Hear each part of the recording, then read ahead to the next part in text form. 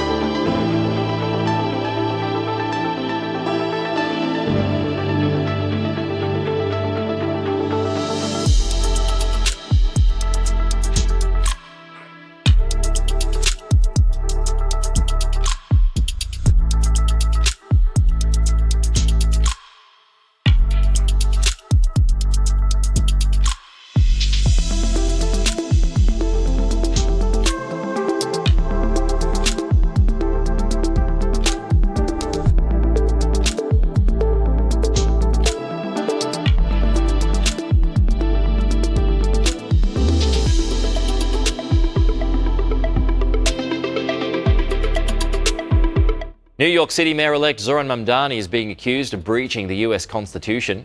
He released a video informing migrants of their rights if they're approached by immigration officers.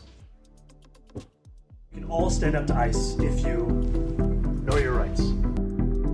If ICE does not have a judicial warrant signed by a judge, you have the right to say, "I do not consent to entry," and the right to keep your door closed. And Security Secretary Kristi Noem says the video builds a violent rhetoric against ICE agents.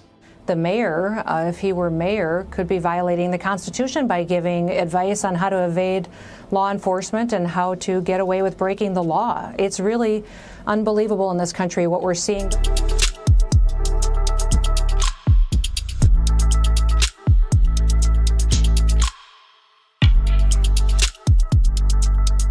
Kelly, watching this, I feel almost like I'm watching one of those nutty videos from some sovereign citizen on the internet telling you that you don't need to pay your taxes or something like that here.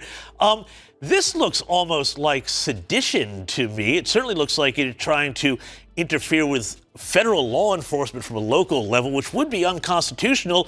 And even Homeland Security Secretary Kristi Noem has called him out. What is happening here in New York with your soon-to-be mayor?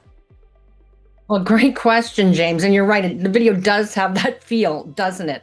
But yeah, Zoran Mamdani, the next mayor of New York City, just a few short weeks now, he'll take office, is telling New Yorkers to not follow federal law.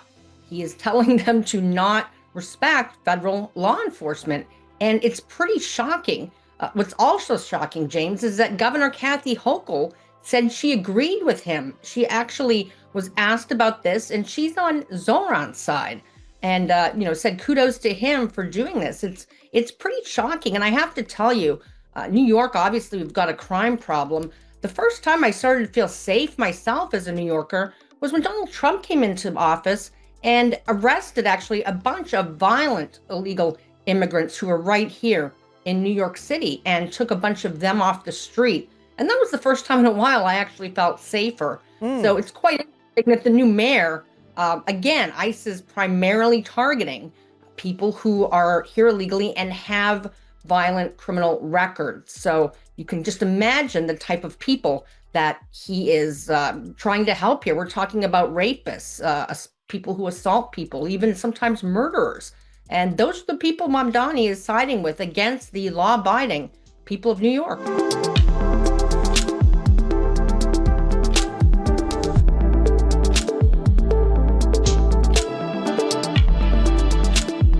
Carol, that's a really interesting point you make there about the primaries.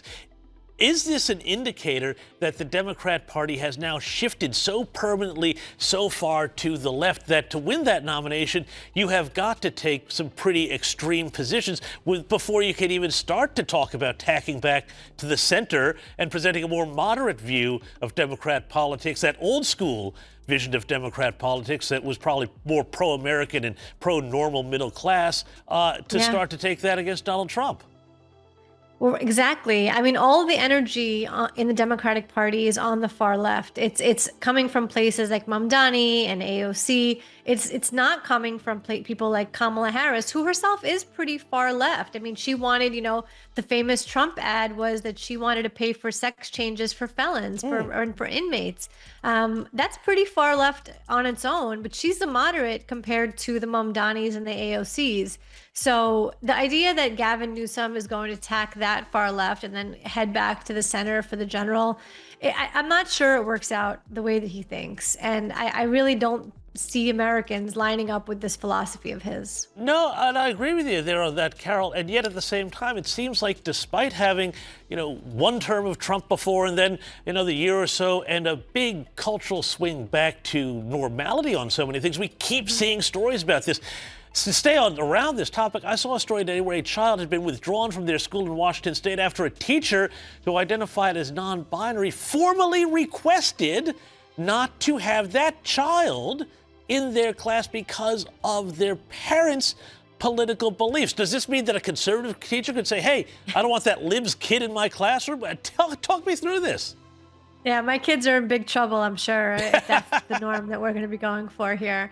Yeah, it's crazy. It's a crazy thing to do. And that's where the Democratic Party is. They are in a crazy, crazy place. Now, does that mean that they can never win ever again? Of course not. And you could see it in the different races that we've had in America in the last few months. The Virginia governor's race, the New Jersey governor's race. We just had a mayor of Miami flip to Democrats. The Democrats are energized to come out and vote in a way the Republicans just aren't. So even with their crazy ideas and all of that, Democrats do have a chance. So I don't think that it's smart for Republicans to dismiss it like, oh, nobody's ever going to vote for these lunatics. People may, and you really have to get out and vote and stop that.